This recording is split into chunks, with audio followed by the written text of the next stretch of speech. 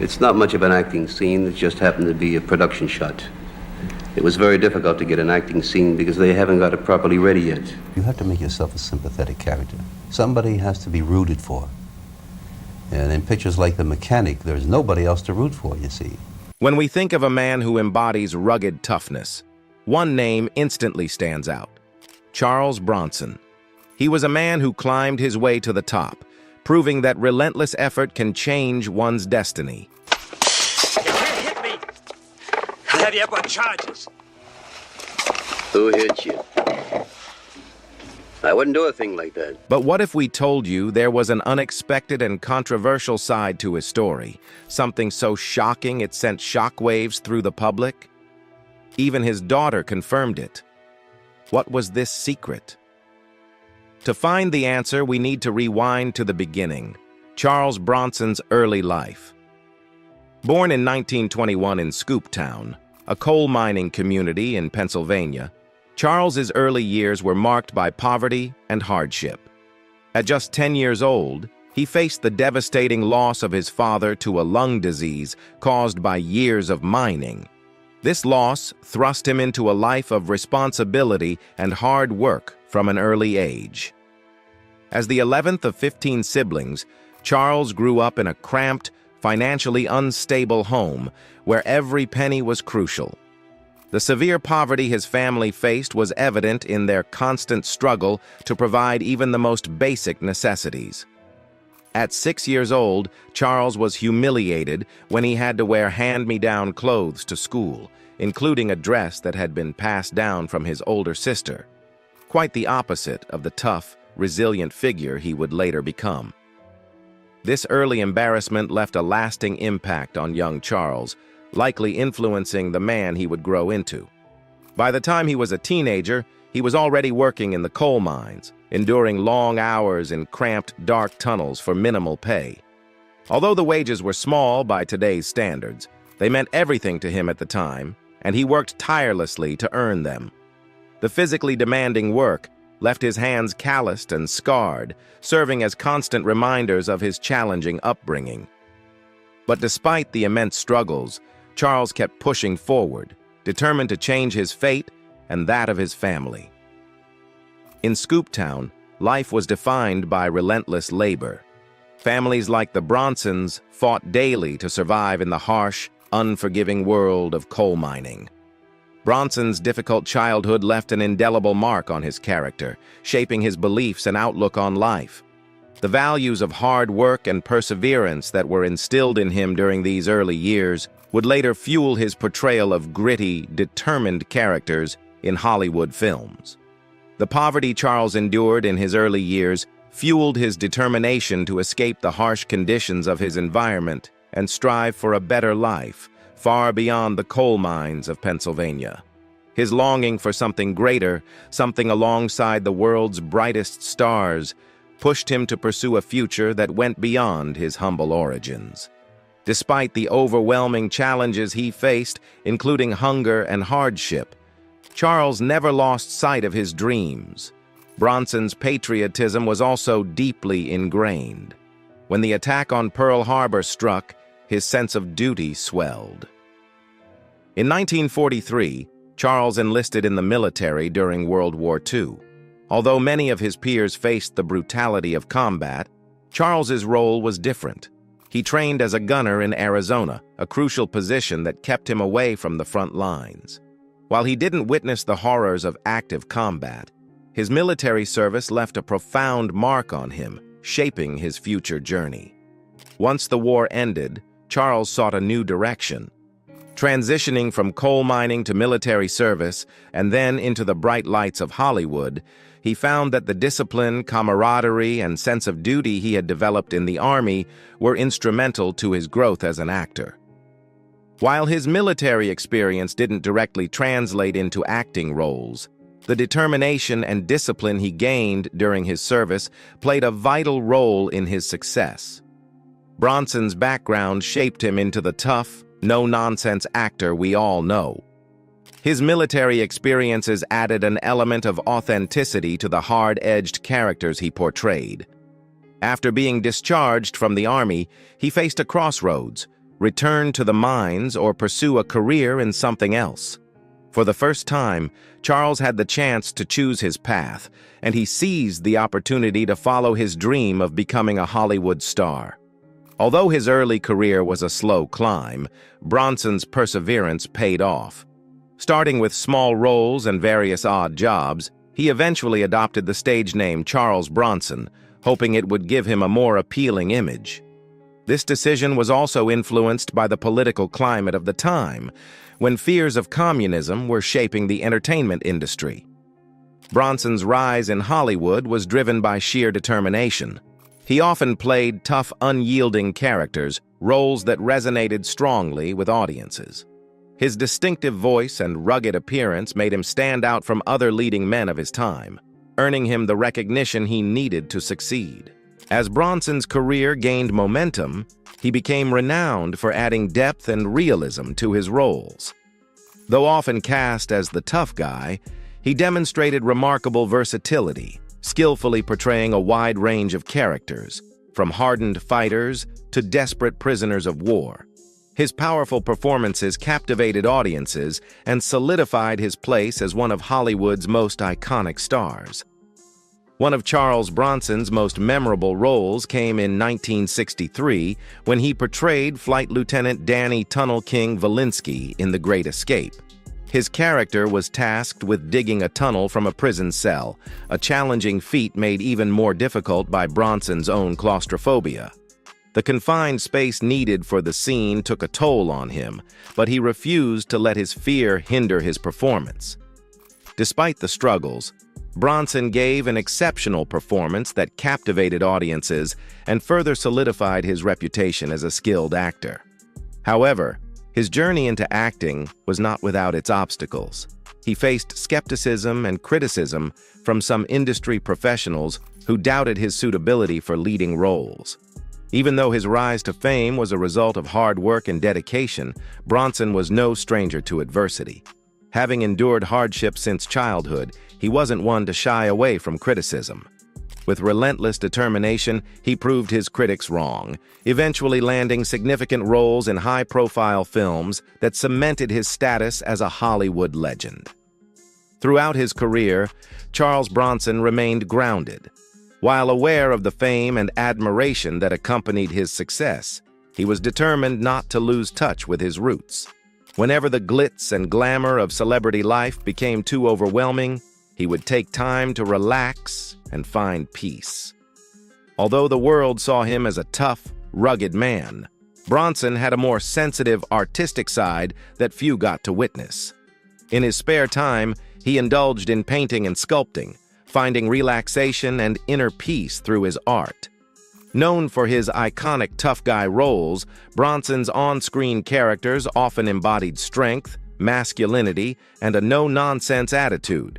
But behind the camera, his personal life revealed a more vulnerable and compassionate side, showing the complexity of the man beneath the tough exterior.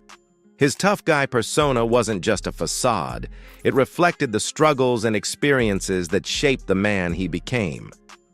Charles Bronson's early life was forged in the hardship of laboring in the coal mines of Pennsylvania, which instilled in him the belief that the world could be cruel if you weren't strong enough to face it. The physical scars from his years as a laborer served as a testament to his resilience, which influenced the tough persona he later portrayed on screen. When he entered Hollywood, there was a high demand for tough, authoritative figures, and his solid build and stoic demeanor made him the perfect fit for roles requiring strength and determination. His powerful presence and body language screamed, "Don't mess with me," making him the ideal choice for tough, uncompromising characters in films like The Great Escape and the Death Wish series, which earned him a reputation as a Hollywood tough guy adored by audiences. But Bronson's life wasn't just defined by his roles in films. His personal life, particularly his love story, became one of the most talked about and controversial topics of the time. In 1965, he divorced his first wife, and while filming The Great Escape, he met Jill Ireland. At the time, she was married to his friend and co-star, David Malum. But that didn't stop the two from forming a deep bond. Their affair caused a great deal of controversy, and although Malum initially struggled with the situation, he eventually accepted it and parted ways with Jill. In 1967, after both were free from their previous marriages, Charles and Jill married in 1968. Jill began appearing in many of her husband's films, leading to rumors that she was cast so often because no other actress would work alongside Charles. The couple settled in a mansion in Bel Air and raised 7 children, 2 from Charles's first marriage, 3 from Jill's, and 2 of their own. However, their life together was not without heartbreak. After enduring a difficult childhood, Charles faced an even greater tragedy when Jill was diagnosed with breast cancer. She fought the disease with remarkable strength, and Charles supported her every step of the way. Jill became a passionate advocate for cancer awareness, even founding a charity for cancer research. She wrote a book about her battle, gaining worldwide attention. But just when they thought she was in remission, the cancer spread to her lungs and other parts of her body. Given only 3 to 5 years to live, Jill continued writing, dedicating her next book to her son, who had died from drug abuse. She was working on a 3rd book when she passed away on May 18, 1990. Jill requested no tears at her funeral, asking for champagne to be served and for people to celebrate her life rather than mourn her passing. She was a beloved actress who left a lasting legacy, and her memory remains cherished by many. 8 years after Jill's death, Charles married Kim Weeks, and they remained together until his death. Charles Bronson's journey to stardom was nothing short of legendary. Though gradual, his rise to the top of Hollywood was steady and unyielding. He never wavered, always pushing forward. His transition from coal miner to international fame is a story worth remembering. After returning from World War II, he enrolled in acting school to pursue his dream. He took various odd jobs at the Pasadena Playhouse before landing his breakthrough role in Drumbeat in 1954. From that point on, his commanding presence on screen, despite not fitting the traditional leading man image, won over audiences. His greatest success came with Death Wish in 1974, solidifying his place as an icon of Hollywood. Charles Bronson's portrayal of vigilante Paul Kersey in Death Wish left a lasting impact on audiences, sparking such intense demand for his character that multiple sequels were made.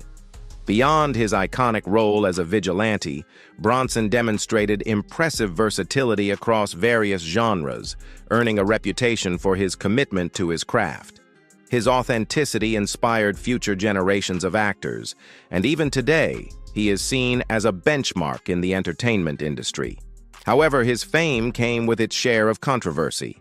Bronson was often viewed as arrogant and violent off-screen, a stark contrast to the tough persona he portrayed on film. His willingness to engage in physical altercations, including a well-known fight with a sergeant that resulted in a broken arm, contributed to this reputation. Additionally, his infamous refusal to shake hands with others, citing a fear of germs, only fueled the perception of him as a difficult figure in the industry.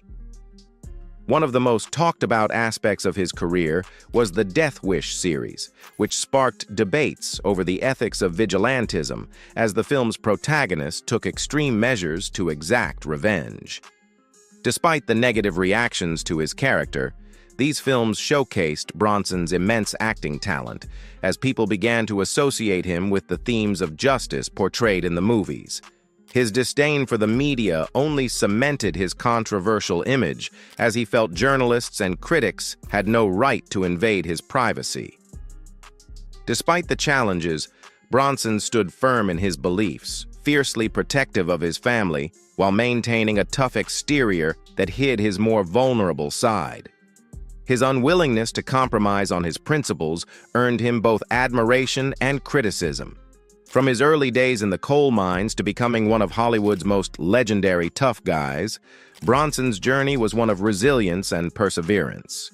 He not only achieved major success in films like The Great Escape and Death Wish, but he also proved to be a savvy businessman, negotiating lucrative contracts that led to significant wealth. Beyond his acting career, Bronson's artistic talents were revealed through his work as a painter and sculptor using the pseudonym Binsky. His artwork, showcasing his sensitivity and creativity, remains one of the more surprising aspects of his character. Despite his fame and fortune, Bronson never lost sight of his humble origins. In his later years, he became more introspective, finding peace in solitude while grappling with Alzheimer's disease. Bronson's final years were overshadowed by the heartbreaking loss of his beloved wife, Jill Ireland, to cancer in 1990, a devastating event that left an unfillable void in his life. Their love, forged in adversity and strengthened by loyalty, was far removed from the superficiality of Hollywood's glamorous world. Charles Bronson passed away in 2003, his health deteriorated by Alzheimer's and pneumonia. Yet he left behind a powerful legacy of strength, determination, and an enduring influence on both the film industry and popular culture. Surrounded by loved ones, he took his final breath, leaving a profound impact on the world that will not soon be forgotten. What Mr. Harris is trying to tell you is that never before have all 5 nominees for the Best Supporting Actor been nominated for the very first time. The winner is Sally? Ben Johnson in The Last Picture Show! This is the one and only Ben Johnson. Old times. I brought a young lady swimming out here once. The golden age of Westerns, spanning from the 1940s to the 1960s, brought some of the most iconic cowboy films to the big screen and introduced audiences to legendary actors. Among them was Ben Johnson Jr., a man of many talents. More than just an actor, he was a skilled stuntman, a dedicated rancher, and above all, a true cowboy. Johnson's rise to fame wasn't an easy one. Like many aspiring stars, he had to work tirelessly to establish himself. Yet even after achieving success, there was one thing he firmly refused to compromise on. To understand his stance, we must take a step back and explore the journey that led him to stardom. Before becoming a Western film icon, Ben Johnson Jr. was just a young man from humble beginnings. Born Francis Benjamin Johnson Jr. on June 13, 1918, in Foraker, Oklahoma, he grew up on the Osage Indian Reservation. His parents, Ben Johnson Sr. and Ollie Susan Johnson, played a significant role in shaping his future. His father, in particular, was a respected cowboy, renowned both as a skilled rancher and a champion roper. His legacy remains honored to this day, with an annual memorial event held in his name. Given his father's deep ties to the Western lifestyle, it was only natural that Johnson Jr. followed in his footsteps. However, he didn't just follow the same path. He paved his own. Johnson Jr. became more than just a cowboy. He evolved into a Hollywood legend, leaving behind a legacy that still resonates today. His influence as both an actor and a cowboy continues to be celebrated by fans of the Western genre. Looking back at his early years, it's clear that Johnson Jr.'s upbringing played a crucial role in shaping his future. Foraker wasn't just his hometown, it was where he spent his childhood immersed in the cowboy way of life. By the time he was 11, he had already started working as a cowboy at the Chapman Barnard Ranch. In 1929, he joined the workforce at the Chapman Barnard Ranch, where his father served as the foreman. At the time, it was one of the largest ranches in the state, covering an impressive 100,000 acres and managing between 18,000 and 20,000 head of cattle annually. Running such a massive operation required a large team, with anywhere from 10 to 40 cowboys employed at any given time.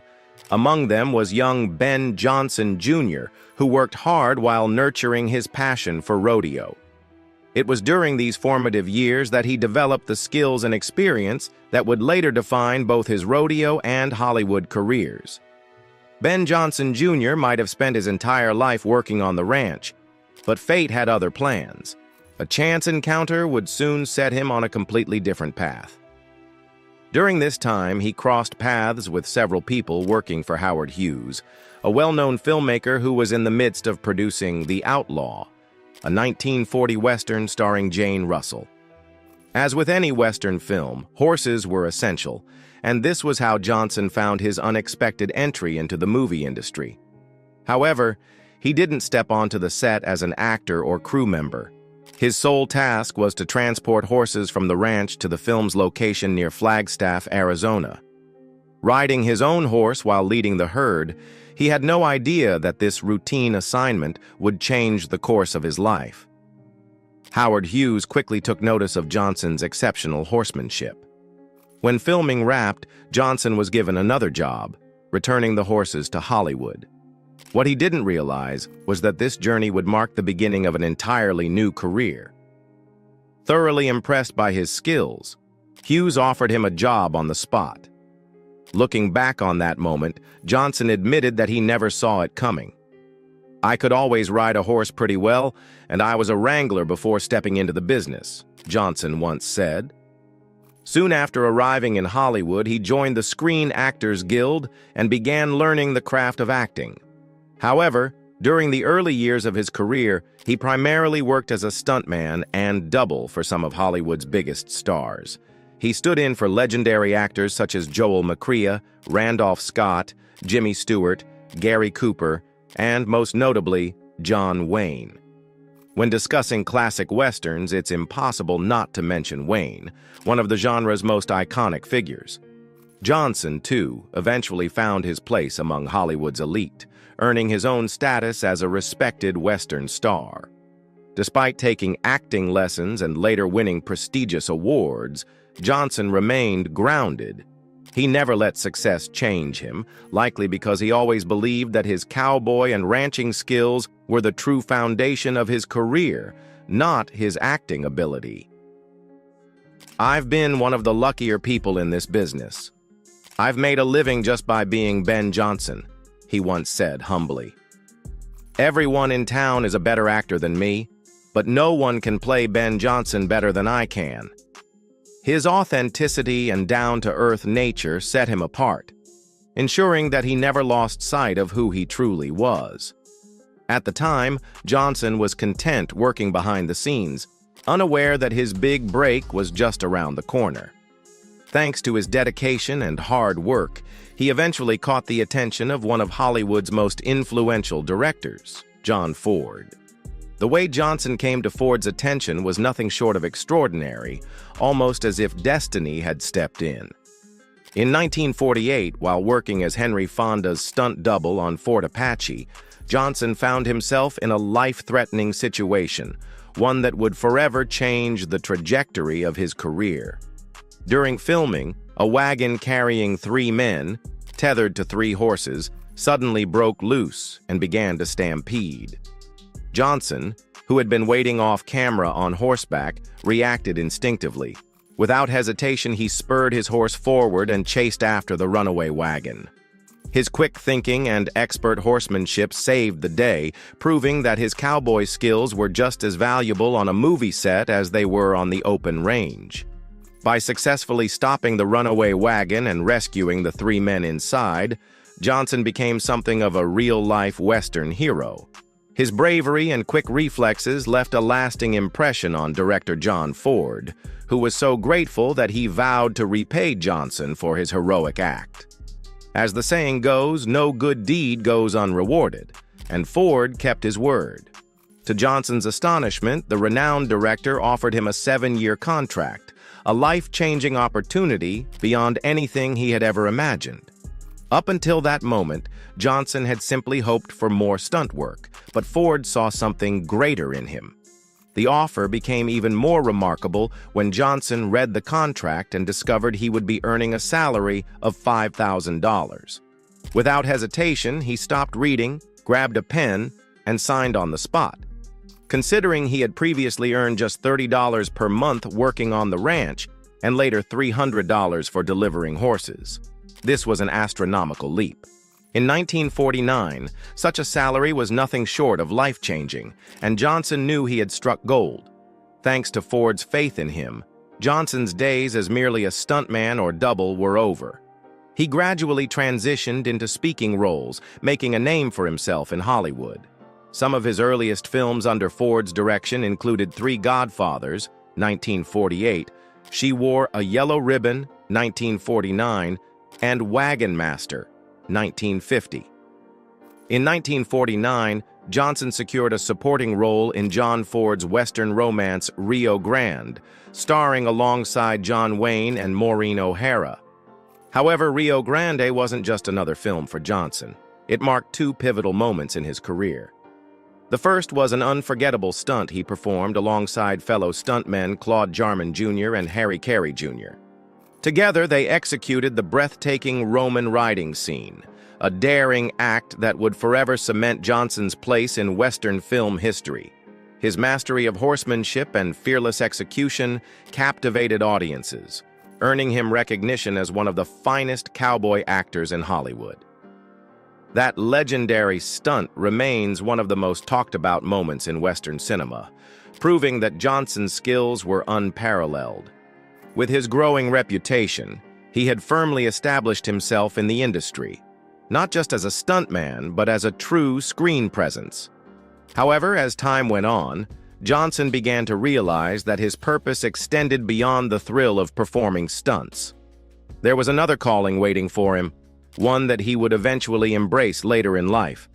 By 1953, a pivotal moment in Johnson's life was approaching, but before diving into that, there was something happening behind the scenes, an escalating tension between him and director John Ford. Though Johnson often portrayed tough, intimidating characters on screen, he was quite the opposite off-screen. Known for his calm demeanor and level-headed nature, he wasn't the type to lose his temper easily. Yet he was also a man who knew his limits and wasn't afraid to stand his ground, a trait that eventually led to a clash with Ford. It was rumored that Johnson, tired of Ford's harsh and demanding ways, stood up to the legendary director, telling him bluntly to go to hell. While the incident initially seemed to blow over, Johnson soon realized that Ford had taken the comment personally. The fallout from that moment lasted more than a decade, with Ford refusing to work with him for years. Despite this rift, the setback didn't hinder Johnson's career. In fact, during Ford's absence from his professional life, Johnson found himself working with another acclaimed director, Samuel "Bloody Sam" Peckinpah. Peckinpah, known for his gritty storytelling and unflinching portrayal of violence, was behind the 1969 Western epic The Wild Bunch. The film, which ranked 80th on the American Film Institute's Top 100 list, shocked audiences with its brutal violence and raw depiction of men struggling to survive in a ruthless world. At the time, such an intense approach to the Western genre left viewers stunned, earning Peckinpah his infamous nickname, Bloody Sam. Despite its controversy, The Wild Bunch had a lasting impact on Western cinema, and Johnson was honored to be part of it. Over the years, he and Peckinpah collaborated on 4 films together, with the director deeply admiring Johnson's authenticity and down-to-earth nature. However, acting in Hollywood wasn't the only thing pulling at Johnson's heartstrings. No matter how far he had come in the industry, the call of the rodeo, a passion from his younger days, grew louder, echoing in his heart as time passed. In 1953, Ben Johnson made the life-changing decision to step away from Hollywood and fully immerse himself in the rodeo circuit. While he had always managed to fit in rodeo competitions between filming this time, he committed himself wholeheartedly to the sport. His return to the arena was a triumphant one. After joining the Rodeo Cowboys Association, Johnson quickly made his mark by winning the title of Team Roping World Champion that same year. During the competition, Johnson displayed his exceptional skills, roping and tying in an impressive 12.5 seconds, earning a score of 60. His ability to take time off from acting to pursue his rodeo dreams was made possible by his financial stability, something he was keenly aware of. Reflecting on that period, he once said, "I got in a position where I could afford to travel, so I decided to see just what I could do.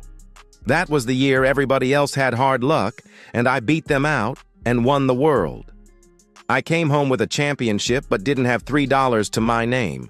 Just a worn-out automobile and a wife who wasn't too happy with me. Despite his success, Johnson remained humble, always appreciating the opportunities that came his way. He understood how tough the industry could be, especially for those without strong connections. He once remarked, "People are funny. As long as you're looking them in the eye, they promise you the world. But the moment you turn the corner, they forget about you." Johnson never had to rely solely on Hollywood.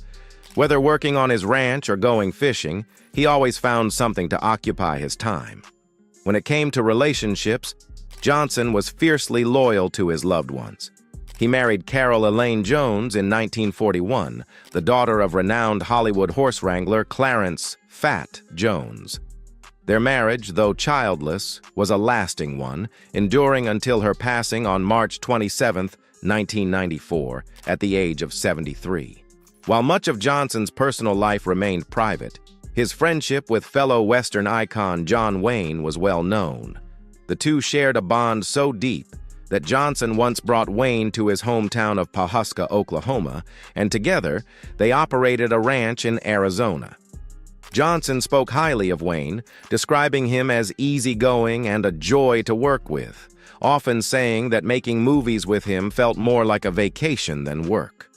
Wayne proved to be a loyal friend as well. When Johnson received the devastating news of his sister Mary Ann Johnson Miller's sudden death from a brain aneurysm at the age of 48, he was filming Chisholm. Wayne personally arranged a private plane to fly Johnson back to Oklahoma for the funeral, demonstrating the strength of their friendship. Over the course of his career, Johnson appeared in over 300 films, sharing the screen with some of Hollywood's biggest names. Some of his most well-known works include Dillinger, Bite the Bullet, Breakheart Pass, The Wild Bunch, The Undefeated, Shane, One-Eyed Jacks, and Major Dundee. However, despite his extensive filmography, Johnson remained relatively unknown to mainstream audiences until 1971, when his role as Sam the Lion in Peter Bogdanovich's The Last Picture Show earned him an Academy Award for Best Supporting Actor. Initially hesitant to take on the role due to the script's crude language, Johnson only agreed to the part after director John Ford persuaded him and Bogdanovich cleaned up the script. That decision proved to be life-changing. As he later reflected, "Winning an Oscar changed my whole life. The moment you get one, people assume you know something special. You don't actually know any more than you did before. But suddenly, studios are offering you more work and paying you a lot more money." Johnson continued to receive recognition for his contributions to the film industry. On June 2, 1994, he received his own star on the Hollywood Walk of Fame. Yet despite the accolades, Johnson remained grounded, refusing to let fame change him. In an interview, he made it clear that winning an Oscar wouldn't alter his approach to life. He didn't even ask for a higher salary after the win. His values, rooted in his ranch upbringing and deep connection to Western culture, shaped his life both on and off the screen. Johnson wasn't interested in chasing trends. He remained true to what had given him a fulfilling life. While some might argue that he could have achieved greater success had he taken more risks, for Johnson, contentment was more important than ambition. Even as Hollywood's portrayal of the West evolved, Johnson stayed true to the genre he loved. He was critical of how modern filmmakers depicted the Western, believing they lacked an authentic understanding of the culture. He voiced his concerns, saying, "They're driving audiences away with all this flesh and profanity. Back in my day, we didn't do that. I wasn't raised that way, and I'll die thinking the way I do. If they made a proper Western, with actors and directors who actually knew what they were doing, people would come out in droves to see it." After his wife's passing, Johnson continued to work, though he often wished he could make more Westerns. Sadly, his time was cut short. On April 8, 1996, while visiting his 96-year-old mother in Mesa, Arizona, Johnson suffered a fatal heart attack at the age of 77. His passing was deeply mourned, but his legacy was honored in a fittingly humble way. Rather than opting for a grand resting place, he was buried beside his wife, father, and stepmother at Pawhuska City Cemetery. A few years later, on October 16, 2000, his mother passed away at 101 and was buried alongside him. Today, visitors continue to leave pennies and coins on his tombstone as a tribute to the man who embodied the true cowboy spirit. In an interview with the Oklahoman, Johnson expressed how he wished to be remembered. "I'd like to be thought of as an honest man, someone real, who respected himself and those around him." And true to his word, that's exactly how he's remembered. "My religion is living as close to the golden rule as I can," he once said. "I treat people the way I want to be treated. If you can get young folks to understand that, to respect themselves and others, you can save them a lot of hard knocks." Beyond his work in film and rodeo, Johnson also gave back to the community. He established a rodeo event at the Lazy E Arena in Guthrie, Oklahoma, where proceeds benefited two causes close to his heart: Children's Medical Research, Inc., and the Children's Hospital of Oklahoma. Over the years, the event raised millions for these charities, proving that Johnson wasn't just a cowboy, he had a heart of gold. His impact was so profound that 2 years after his father's passing in 1952, the city of Pawhuska honored the Johnson legacy by establishing the Ben Johnson Memorial Steer Roping Rodeo. Held annually on Father's Day, the event continues to celebrate the cowboy way of life. For those wanting to learn more about Ben Johnson and his father, the Ben Johnson Cowboy Museum in Pawhuska, Oklahoma, offers an extensive collection of artifacts. A highlight of the museum is a life-sized buffalo statue that has become a favorite photo spot for visitors. The museum not only focuses on Johnson, but also celebrates other notable cowboys, ranchers, and figures from Osage County, making it a must-visit destination for Western enthusiasts. If there was ever a man who truly loved what he did, Ben Johnson Jr. was it. He helped define the golden era of Western films from the 1940s to the 1960s. His contributions to the industry, his humility, and his unwavering dedication ensured that he would never be forgotten. Decades have passed, but fans of Westerns still remember Ben Johnson Jr., a cowboy in every sense of the word. His legacy remains a testament to his talent, integrity, and the lasting impact he left behind. Most people recognize Tom Selleck as New York Police Commissioner Frank Reagan, but long before stepping into that role, he had already carved out an impressive career in Hollywood. Selleck skyrocketed to fame in the 1980s thanks to his role as Thomas Magnum in the hit TV series Magnum, P.I. His performance in the show not only made him a household name, but also earned him numerous prestigious awards.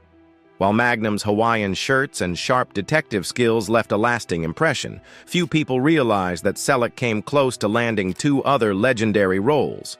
Curious about the iconic characters he almost played, or wondering what he has to say about Blue Bloods coming to an end despite its long-standing success? Keep watching as we dive into these fascinating details and more. Before we get to those big moments, let's take a look at where it all began.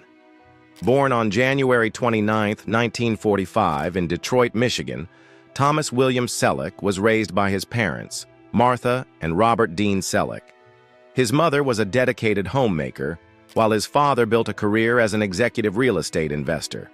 Tom grew up alongside 3 siblings: his older brother Robert, younger sister Martha, and younger brother Daniel.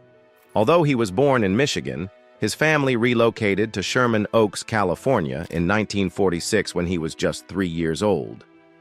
Selleck attended Grant High School and later enrolled at Los Angeles Valley College to save on tuition costs before transferring to the University of Southern California, USC. Standing at an impressive 6 feet 4 inches, he naturally stood out, earning a spot on USC's Trojans men's basketball team during his junior year. But basketball wasn't his only athletic pursuit. He also excelled in baseball, serving as both a pitcher and designated hitter. Outside of sports, he was actively involved in campus life as a member of the Sigma Chi fraternity and the Trojan Knights. Despite these achievements, none of his activities sparked a deep passion in him. It wasn't until a drama coach suggested he try acting that Selleck considered a different career path. At the time, he was majoring in business administration, but he ultimately decided to leave USC in his senior year to pursue acting full-time. To hone his skills, he studied under renowned Greek director and producer Milton Katselas at the Beverly Hills Playhouse. Just as his acting career was beginning to take shape, Selleck received a draft notice for the Vietnam War. Answering the call of duty, he served in the 160th Infantry Regiment of the National Guard for 6 years, from 1967 to 1973. During his final 2 years of service, he began landing minor acting roles. His television debut came in 1965 when he appeared on The Dating Game, a show he returned to in 1967 while still in college. From there, he secured commercial and modeling gigs, including working as a model for Pepsi Cola. He also became the face of Salem Cigarettes and appeared in a cologne campaign for Revlon. With his undeniable charisma, Selleck quickly became 1972, where he appeared alongside Farrah Fawcett. That same year, he was featured in a Safeguard deodorant soap commercial, and by 1977, Selleck made his film debut in the American comedy Myra Breckinridge, where he was personally invited to the set by Hollywood icon Mae West. After that, he secured minor roles in various films, including The 7 Minutes in 1971 and the mystery thriller Coma in 1978. He also became known for his recurring role as a private investigator in the Rockford Files throughout the 1970s. His first major leading role came in 1972 when he starred as American Museum curator James Robertson in the horror film Daughters of Satan. Though he showcased his talent across different genres, Selleck developed a reputation for excelling in westerns. Given his passion for the outdoors, marksmanship, and firearms collection, cowboy roles came naturally to him. Over the years, he starred in 5 western films: The Sacketts, Concrete Cowboys, The Shadow Riders, Quigley Down Under, and Last Stand at Saber River. His performance in Last Stand at Saber River was particularly outstanding, earning him the prestigious Western Heritage Award in 1997. Tom Selleck's acting career started with small roles before he eventually rose to prominence with major leading performances. However, it wasn't until he was cast as Thomas Magnum in Magnum P.I. that he truly became a household name. His journey to stardom was far from easy. After starring in 6 TV pilots that never made it to air, he finally landed the breakthrough role that defined his career. This was a testament to the idea that opportunities meant for you will always come at the right time. For those unfamiliar with Magnum P.I., Thomas Magnum was far from an ordinary detective. He was a former Navy SEAL who had served in Vietnam before transitioning into his new life as a private investigator. Trading his military uniform for colorful Hawaiian shirts, he cruised around in a Ferrari 308 GTS while solving cases with the keen instincts and tactical expertise gained from his service. With his signature mustache and his ever-present Detroit Tigers cap, Magnum P.I. became one of the most iconic television series of its time. The show enjoyed an incredibly successful 8-year run, and by the time it concluded in 1988, it had solidified its place among the highest-rated one-hour programs in rerun history, further proving its lasting appeal. Years later, Selleck revealed his vision for a Magnum P.I. movie. If it had been up to him, the film would have picked up right where the series left off, following Magnum as he rejoined the Navy and built a distinguished career as an officer. However, this idea never materialized. Long before the reboot of Magnum P.I., Selleck had hoped that producers would approach him about bringing the story to the big screen, but to his disappointment, that call never came. Reflecting on the possibility of a Magnum P.I. film, Selleck once joked, "I assumed they'd recast me as a 17-year-old going through puberty, But a good movie shouldn't just be a reunion where everyone looks older. It should actually catch audiences up on what happened. Reflecting on the possibility of a Magnum P.I. film, Selleck once joked, "I assumed they'd recast me as a 17-year-old going through puberty. But a good movie shouldn't just be a reunion where everyone looks older. It should actually catch audiences up on what happened." Beyond his roles as Thomas Magnum and Frank Reagan, Selleck left a memorable mark on audiences as Dr. Richard Burke in Friends. During the show's second season in the 1990s, he portrayed Monica's charming yet complicated older boyfriend. Richard was an accomplished ophthalmologist and a longtime family friend of Monica's parents, which highlighted the considerable age gap between them. Despite this, the undeniable chemistry between them made their romance one of the most engaging storylines in the series. However, their relationship ended when Richard admitted he didn't want children, a decision that ultimately drove them apart. Although Selleck only appeared in 6 episodes, his performance left a lasting impression. His agents had initially discouraged him from taking on the role, but his decision to ignore their advice paid off. In 2000, his portrayal earned him an Emmy nomination for Outstanding Guest Actor in a Comedy Series, demonstrating his versatility in both drama and comedy. In 2005, Selleck took on the lead role of Jesse Stone in a made-for-TV film series based on Robert B. Parker's novels. Playing a seasoned lawman who moved to a small town, he captivated audiences over the course of 9 films. Not only did he star in the series, but he also stepped into a producing role. By the 5th installment, Jesse Stone, Thin Ice, Selleck's creative influence extended even further as he contributed to the script, crafting an original storyline that fans enthusiastically embraced. 2 years later, in 2007, Selleck returned to television drama by joining NBC's Las Vegas for its 5th season. He portrayed A.J. Cooper, the new owner of the Montecito Casino, marking his first major drama role since Magnum P.I. As always, his presence on screen was magnetic, smoothly taking over the spot left by James Caan, who had exited the series in the same episode. Given his striking looks and effortless charm, it's no wonder Selleck was widely regarded as a heartthrob. Even as the years passed, his appeal remained strong. He married his first wife, actress and model Jacqueline Ray, in 1971. During their marriage, he adopted her son, Kevin Shepard, who later became the drummer for the rock band Tonic. However, after 11 years together, the couple parted ways in 1982. Love found Selleck again, and on August 7, 1987, he tied the knot with Jilly Joan Mack. The couple welcomed their daughter, Hannah, on December 16, 1988. Beyond his work in Hollywood, Selleck leads a fascinating life, filled with diverse interests. He has also shared his thoughts on the end of his hit show Blue Bloods, offering a glimpse into his perspective on the series' conclusion. Selleck's passions were evident even during his college years. A talented athlete, he played both basketball and baseball. His love for the outdoors is well known, but he's equally enthusiastic about indoor and beach volleyball. He even played as an outside hitter for Honolulu's Outrigger Canoe Club. His dedication to volleyball didn't go unnoticed.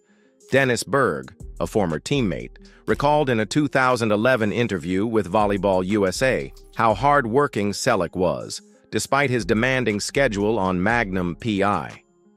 Unlike the small gatherings he typically enjoyed with close friends and family, Selleck embraced the excitement of national tournaments, proving his adaptability in any environment. Another sport he holds dear is ice hockey.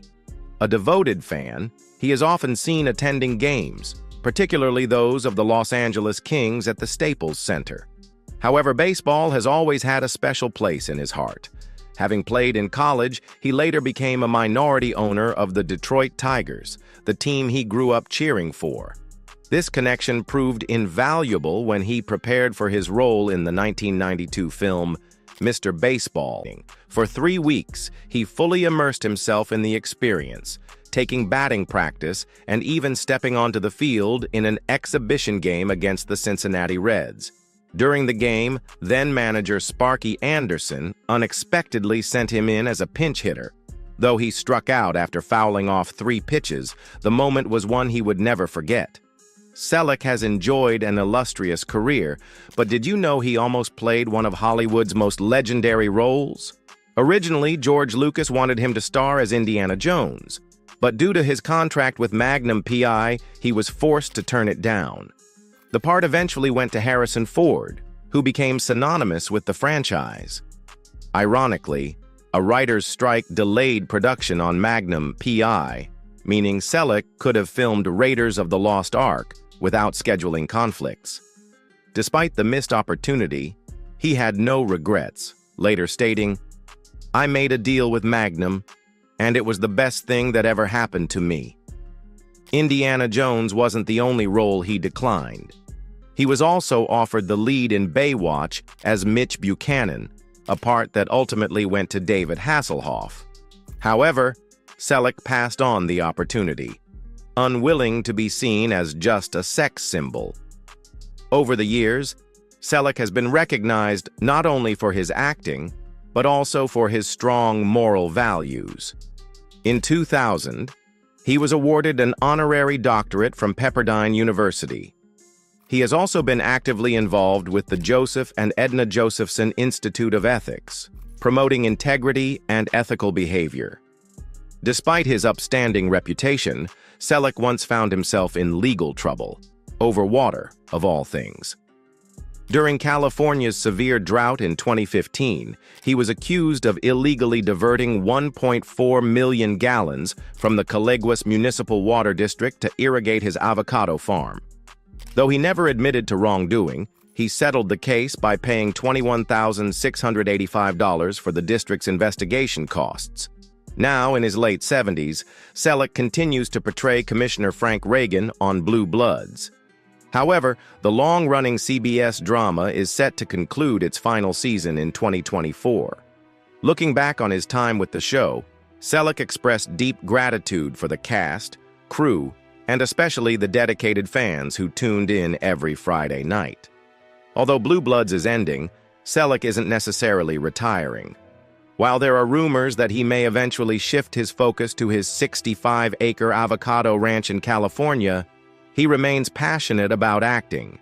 Fans also have something else to look forward to, his memoir, You Never Know, which is set for release on May 7, 2024. For now, viewers can still catch the final episodes of Blue Bloods on CBS. And as Selleck himself has shown throughout his career, you never really know what the future holds. How would the world react upon discovering the secret of their favorite rifleman? The legendary figure behind the role is none other than Chuck Connors. But what was he hiding? Let's uncover the truth. Though many believe they know everything about the renowned star, his life was filled with mysteries. Chuck Connors, a man of great character, experienced both highs and lows throughout his journey. His story began during a particularly difficult phase of his life, at a time when he wasn't even known as Chuck Connors. In fact, he was born Kevin Joseph Connors on April 10, 1921, in Brooklyn, New York. His rise from an ordinary background to becoming one of Hollywood's most celebrated actors wasn't an easy one. It demanded relentless effort, unwavering patience, and an unbreakable will, qualities that perfectly defined Chuck. Raised in a deeply religious Catholic household, he was the son of Marcella and Alban Francis Connors, immigrants from Newfoundland and Labrador with strong Irish roots. Despite their modest means, his parents worked hard to provide for their children. His father, a dedicated longshoreman, later switched jobs to work as a night watchman in an attempt to spend more time with the family. However, Chuck and his father never shared a close bond. Even within the family, it was well known that their relationship was strained. On the other hand, Chuck's mother was a loving presence in his life, always ensuring her children were well fed despite their financial struggles. She was also an avid sports fan, frequently listening to baseball games on the radio. Her love for the Brooklyn Dodgers and the New York Giants influenced Chuck's own passion for sports. Contrary to what some may believe, Chuck was not an only child. He grew up alongside his younger sister Gloria, who was 2 years his junior. He adored her, and perhaps it was this supportive family environment that allowed him to thrive. With their encouragement, he immersed himself in athletics, and among the many sports he tried, baseball quickly became his greatest passion. As he grew older, Chuck became known not only for his athletic skills, but also for his impressive appearance. Towering at 6 feet 5 inches, his striking good looks and magnetic personality naturally drew people's attention. Yet, his talents extended beyond his physical presence. His exceptional baseball abilities truly set him apart. Recognizing his potential, scouts eagerly sought him out, offering college scholarships and even professional sports opportunities. Despite the incredible prospects before him, Chuck struggled with a deeply personal issue, one that may seem trivial to others but weighed heavily on him. It wasn't a scandal or a hidden controversy. It was something as simple as his name. He despised his birth name, Kevin, though the exact reasons for his dislike remain unclear. Determined to reinvent himself, he experimented with different nicknames, briefly considering Lefty and Stretch. However, the name that ultimately stuck came from a phrase he frequently used, "Chuck it to me." Soon, those around him began calling him Chuck, and he embraced this new identity wholeheartedly. His transformation coincided with his time at Seton Hall University in New Jersey, where he developed a newfound sense of confidence. While he continued excelling in baseball, he also explored public speaking and the performing arts. Participating in elocution contests, he showcased a natural charisma that hinted at his potential beyond athletics, subtly paving the way for his future career in entertainment. As the world braced for the turmoil of World War II, Chuck, like many young men of his generation, chose to serve his country. In October 1942, he enlisted in the U.S. Army and dedicated the next 3 years to training soldiers as a tank instructor. His assignments took him from Camp Campbell in Kentucky to Fort Wadsworth, located just 50 miles from his Brooklyn home. Despite the demands of military service, Chuck refused to abandon his love for sports. Between fulfilling his duties, he still found time to practice and stay in shape. Even during wartime, he remained committed to both his responsibilities as a soldier and his passion for athletics. He even coached fellow servicemen and participated in semi-professional basketball and baseball leagues. These activities not only helped him maintain his athleticism, but also provided a much-needed escape from the stress of military life. His ability to balance both military obligations and personal pursuits highlighted his extraordinary discipline and dedication. Even in the face of war, Chuck never lost sight of what fueled him, his love for competition and self-improvement. After the war, as the world recovered from immense loss and trauma, Chuck refused to let the past hold him back. With an honorable discharge from the Army, he was ready to take on the next chapter of his life. After returning to a calm and peaceful civilian life in 1946, far removed from the horrors of war, Chuck Connors eagerly resumed his pursuit of athletic excellence. With his military service behind him, he wasted no time rekindling his passion for sports, diving headfirst into competitive athletics. Following his discharge from the Army in 1945, Connors immediately set his sights on sports. Standing tall at 6 feet 5, his imposing presence made him a formidable competitor in both baseball and basketball. He initially played for the Rochester Royals in the National Basketball League, demonstrating his skills on the court for 14 games before shifting his focus to baseball. During spring training with the Yankees, Connors quickly caught the attention of recruiters and league officials. His talent and dedication were undeniable, and as a result, opportunities in both basketball and baseball began to emerge. He seamlessly transitioned between the two sports, excelling in each. Connors even gained notoriety for being the first player to shatter a basketball backboard during warm-ups with a seemingly effortless shot.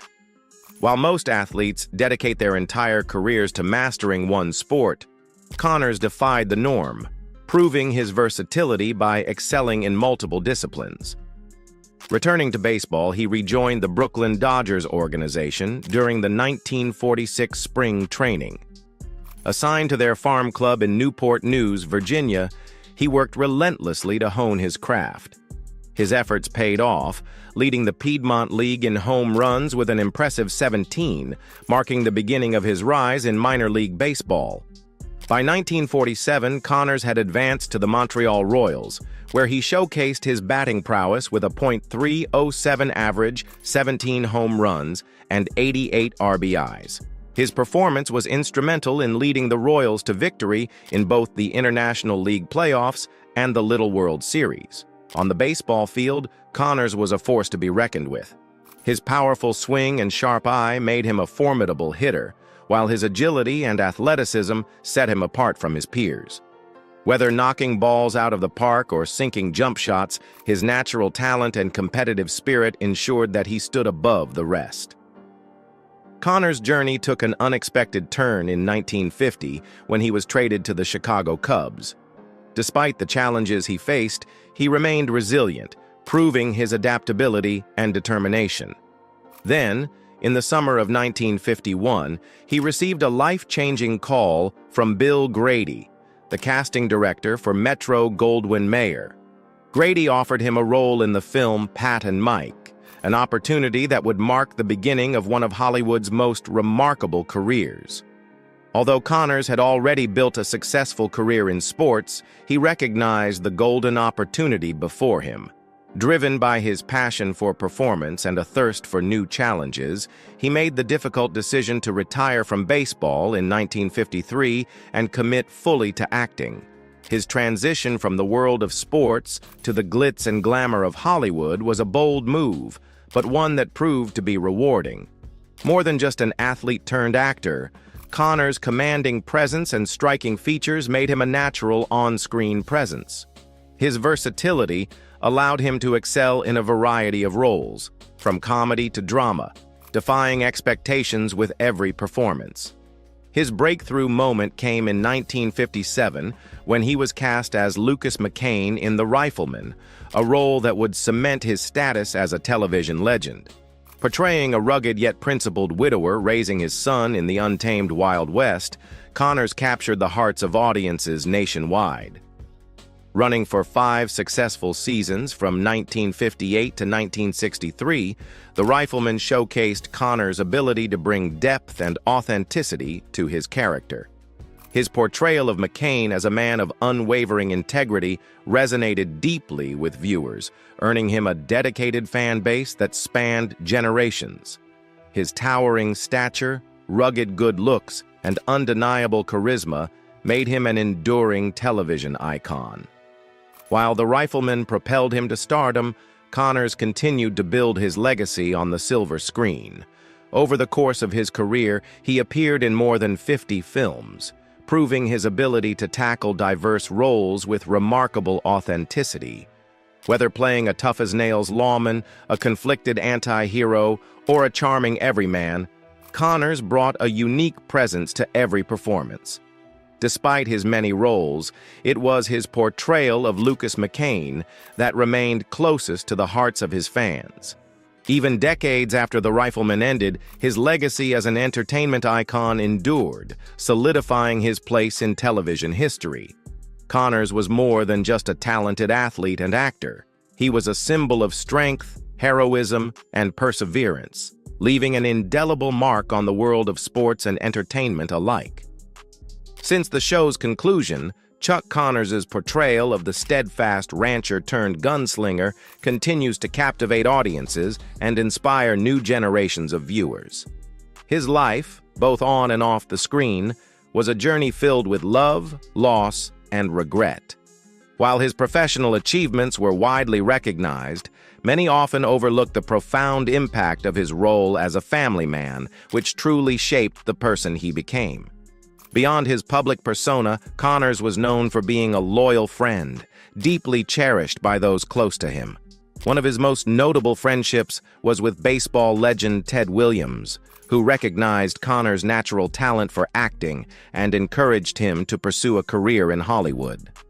Despite his transition into entertainment, Connors never lost his connection to sports, frequently attending baseball games and even assisting in contract negotiations for players like Sandy Koufax and Don Drysdale. Contrary to the rugged and stoic characters he often portrayed, Connors' personal life was filled with complexities. His first marriage to Elizabeth Jane Riddell was marked by both the joys of parenthood and the strains of Hollywood's demands. Together, they built a family and welcomed 4 sons. Yet as his career flourished, the pressures of fame took a toll on their relationship. After 13 years of marriage, they ultimately parted ways. Navigating life as a rising star and a single father of 4 was no easy feat, but Connors remained dedicated to his children, ensuring he played an active role in their lives. Eventually, he found love again with actress Kamala Devi, whom he married in 1963. Although their bond seemed promising, the relentless pressures of Hollywood and public scrutiny led to their eventual separation. The dissolution of his second marriage left Connors feeling a profound sense of loss, making him question whether he was truly meant to find lasting love. Despite his doubts, he gave love one final chance with his marriage to Faith Quabius. Unfortunately, their union also ended in separation, leaving Connors disillusioned and reinforcing his belief that perhaps love was not meant for him. Beyond Hollywood and personal relationships, Connors was deeply patriotic. His love for his country was evident from an early age when he enlisted in the U.S. Army in 1942 to serve during World War II. Stationed at Camp Campbell, Kentucky, and later transferred to West Point, New York, he was willing to make the ultimate sacrifice for his nation. Following his honorable discharge in 1946, he carried his sense of duty into his acting career, choosing roles that embodied strength, integrity, and traditional American values. Whether portraying a lawman in a Western or a brave soldier in a war film, Connors consistently depicted characters who reflected his ideals. His patriotism extended beyond the screen, shaping his friendships and political views. A staunch supporter of conservative politics, Connors maintained a close relationship with figures like Ronald Reagan, using his platform to advocate for causes he believed in. Interestingly, his influence reached even beyond American borders. In 1973, he met Soviet leader Leonid Brezhnev at the White House, presenting him with 2 Colt .456 shooters and a cowboy hat. Brezhnev, an avid fan of Western films, was reportedly thrilled by the gesture, even lifting the 6 feet 6 inches actor off the ground in excitement. This moment symbolized Connors' unique ability to bridge cultural divides and foster connections despite ideological differences. At the time of his passing, Chuck Connors had accumulated a net worth of $5 million, primarily from his successful careers in acting, writing, and professional sports. His iconic role as Lucas McCain in The Rifleman was a significant contributor to his financial success, along with his extensive work in film and television over 4 decades. Unfortunately, his long-standing battle with smoking ultimately led to his demise.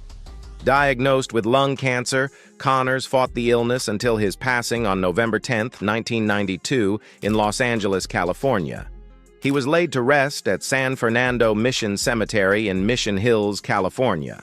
His gravestone bears an image of him as the Rifleman, along with the logos of the Dodgers, Cubs, and Celtics, teams that were close to his heart.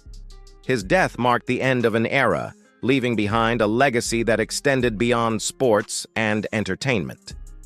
Chuck Connors will always be remembered as a versatile actor, a devoted father, a loyal friend, and a man whose patriotism and charisma left an indelible mark on American culture.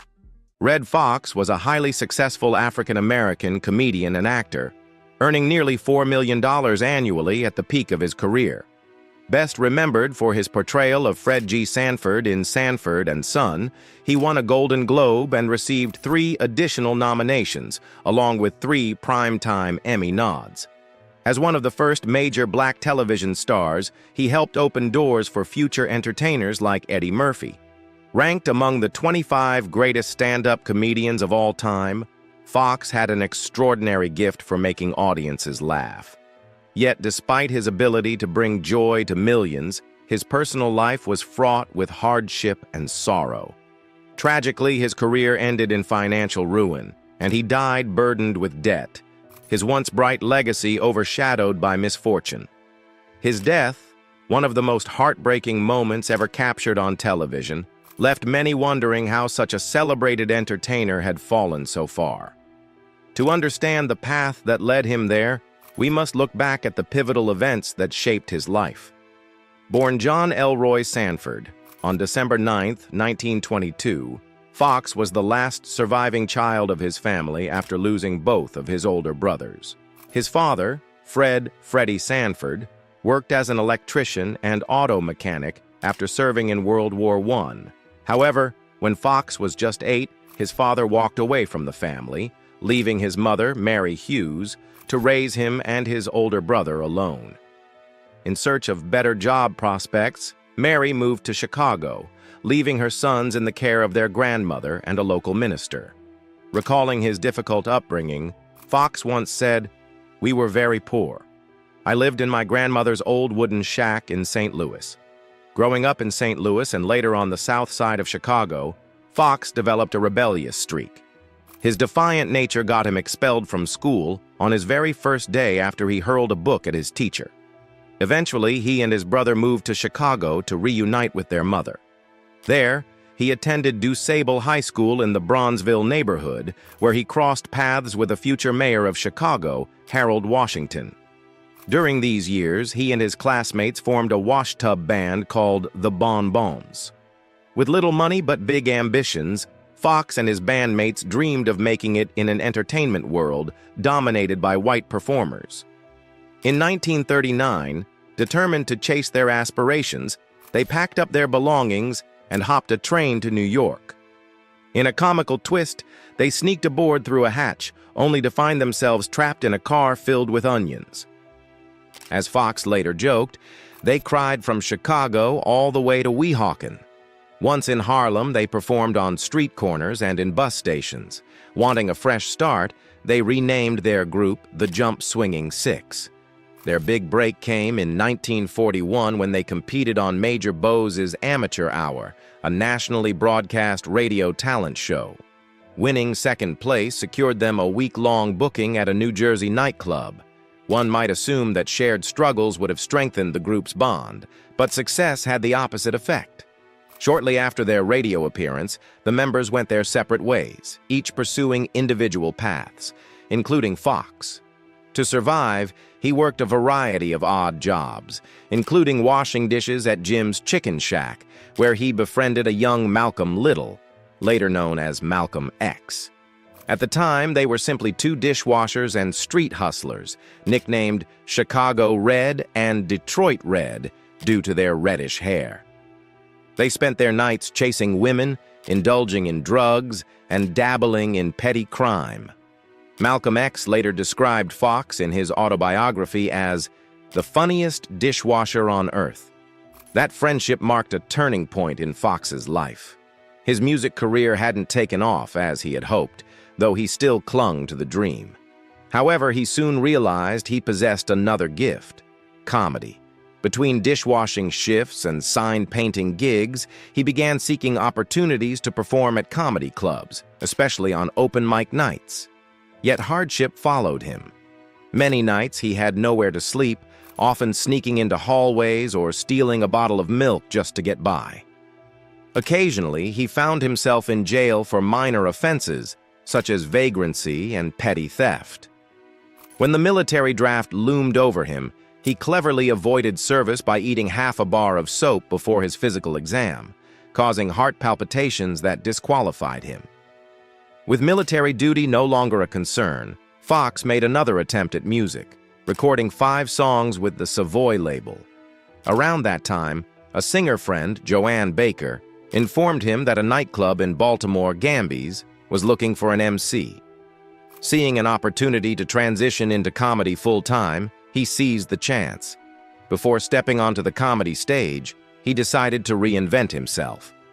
Drawing inspiration from his nickname Chicago Red, he chose Red as his first name, adding an extra D to make it unique. For his last name, he borrowed from baseball player Jimmy Fox. Thus, Red Fox was born. Excited about his new career, he headed to Baltimore, where he experienced one of the toughest introductions to stand-up imaginable. Reflecting on it, he admitted, "Baltimore was tough. No use in lying. That was the hardest town to work." The harsh reception forced him to refine his act, ultimately making him a sharper comedian. After gaining experience, Fox returned to New York, where he had the chance to record a set of comedy albums in Newark, New Jersey. Around this time, he married his first wife, Evelyn Kubu. Unfortunately, the records failed to sell, leading him to perform regularly in black theaters and nightclubs along the East Coast. This circuit, known as the Chitlin Circuit, was a vital platform for black entertainers. Despite these early struggles, Fox started gaining attention with his bold, sarcastic humor, often tackling themes of race and relationships. Realizing the power of collaboration, he partnered with fellow comedian Happy White to form the duo Fox and White. Together, they found even greater success. In the late 1940s and early 1950s, the pair toured the national Chitlin Circuit, making a steady living. Their chemistry on stage was undeniable, and their biggest opportunity arrived when they landed a performance at the prestigious Palace Theater on Broadway. However, the same stage that should have been their crowning achievement turned out to be the downfall of their partnership. For reasons unknown, their act, always a hit in the past, failed to resonate with the audience that night. The experience was so discouraging that they parted ways professionally, though their friendship remained intact. This marked the second time Fox had been part of a group that ultimately dissolved. Unlike his first experience, however, this venture had at least been financially rewarding. One silver lining was that their act had garnered enough attention to impress legendary singer Dinah Washington. She extended an invitation for Fox to join her on tour in California, a full-circle moment, as he had once worked as her driver. At the time, his marriage was falling apart, making the decision to move to the West Coast even easier. However, California presented unexpected difficulties for Fox. Reflecting on his early struggles, he once admitted, "At first, I found California extremely difficult. It was deeply segregated. I remember once going in for an audition, and initially, they wouldn't even let me in because it was an all-white venue." As one of the first black comedians to enter Los Angeles's mainstream comedy circuit, he encountered significant pushback.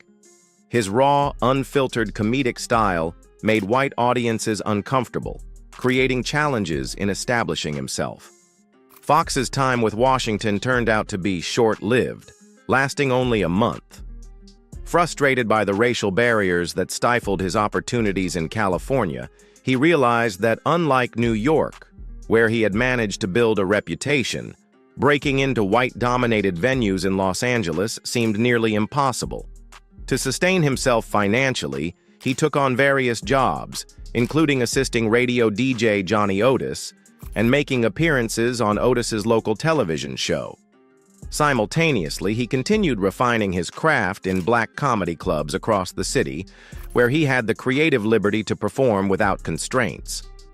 His reputation within these clubs flourished, and during this period he married dancer and musician Betty Jean Harris.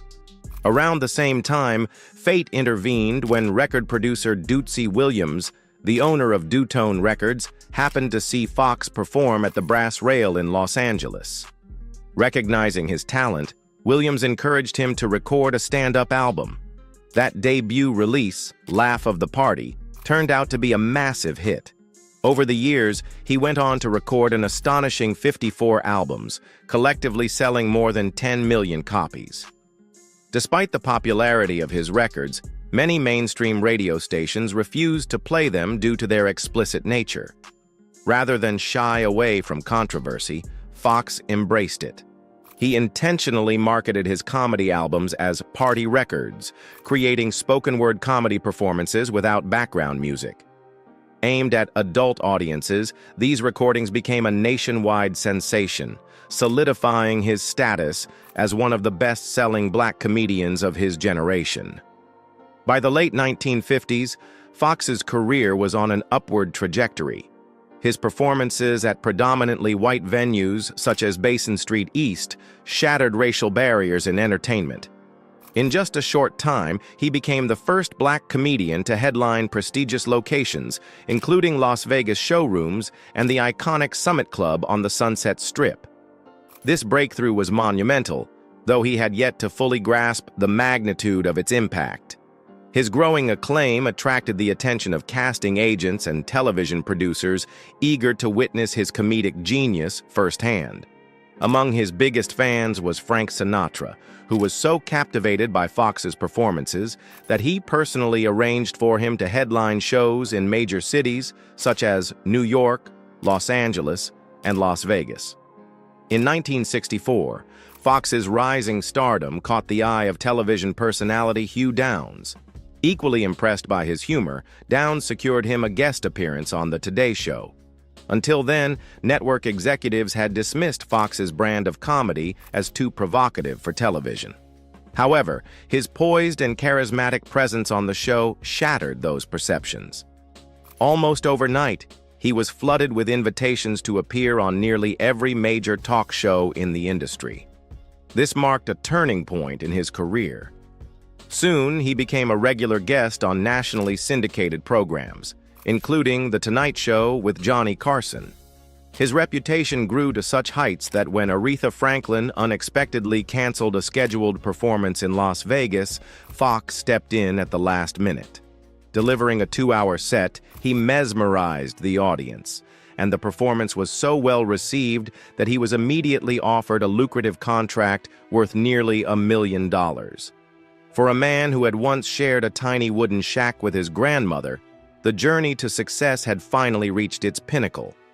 With newfound wealth, Fox acquired properties in Las Vegas, Los Angeles, and St. Louis. As his confidence in his craft grew, so did the audacity of his material, incorporating even bolder humor with sharp profanity. His television appearances propelled record sales to new heights, but financial dissatisfaction loomed over his contract with Dutone Records. Unhappy with his earnings, he decided to sever ties with the label and instead signed deals with MF Records, King Records, and eventually Loma Records. While his professional life flourished, his personal life took a downward spiral. His marriage to Betty Jean Harris was crumbling, plagued by allegations of infidelity, just like his previous relationship. At Fox's request, Harris had abandoned her own career in show business to become a full-time housewife. She took on the role of managing his business ventures, including Red Fox Enterprises and his chain of record stores. However, their relationship continued to deteriorate under the weight of growing mistrust. After 18 years together, Fox ultimately filed for divorce, citing incompatibility. But what he discovered during the proceedings stunned him. Harris had been secretly siphoning money from his accounts for years. As his business manager, she had embezzled more than $110,000 from both his companies and personal funds. Understandably, Fox was devastated. Taking legal action, he secured a restraining order to prevent her from hiding or removing any assets from their Las Vegas home. Despite his personal struggles, Fox remained focused on his career. By this time, he had already cemented his status as a successful stand-up comedian, but opportunities in television and film were beginning to surface. Although he had made an uncredited film appearance in 1960 as a piano player at the Roses, his true cinematic breakthrough arrived a decade later. In 1970, he took on the role of Uncle Bud in Cotton Comes to Harlem, a film directed by Ossie Davis. Though the character had limited screen time, audiences connected with Fox's humorous and wise portrayal of the old junk dealer. That minor role turned out to be pivotal. Around the same time, television producer Norman Lear, famous for All in the Family, was developing an American adaptation of the British sitcom Steptoe and Son. The show revolved around an irritable junk dealer and his business, and Lear was searching for the ideal lead actor. After watching Cotton Comes to Harlem, Lear and his associate Bud Yorkin instantly knew that Fox was the perfect fit for the role.